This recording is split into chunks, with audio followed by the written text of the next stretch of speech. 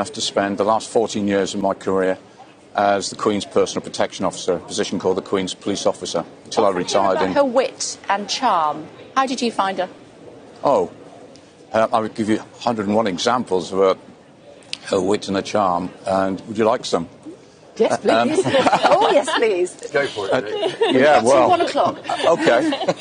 But one of my favourite stories is when we were at Balmoral, and the Queen used to go up there in May to Craiggowan House and just stay there privately for a weekend. And she would go out at lunchtime for picnics, and very often it would just be the police officer and Her Majesty. And one of the picnics I went out with her, we had a lovely picnic and a lovely chat, and then we went for a little walk, just the two of us. And normally on these picnic sites you meet nobody, but there was two hikers coming towards us, and the Queen would always stop and say hello. And it was two Americans on a walking holiday. And it was clear from the moment that we first stopped they hadn't recognised the Queen, which is fine. And the American gentleman was telling the Queen where he came from, where they were going to next, and where they'd been to in Britain. And I could see it coming, and sure enough, he said to Her Majesty, "And where do you live?" And she said, "Well, I live in London, but I've got a holiday home just the other side of the hills." And he said, "Well, how often have you been coming up here?" "Oh," she said, "I've been coming up here ever since I was a little girl, so over 80 years.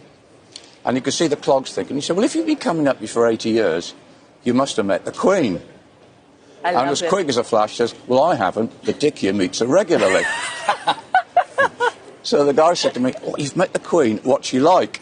And because I was with her a long time and I knew I could pull her leg, I said, "Oh, she can be very cantankerous at times, but she's got a lovely sense of humour." Anyway, the next thing I knew, this guy comes around, put his arm around my shoulder, and before I could see what was happening, he gets his camera, gives it to the Queen, and says, "Can you take a picture of the two of us?"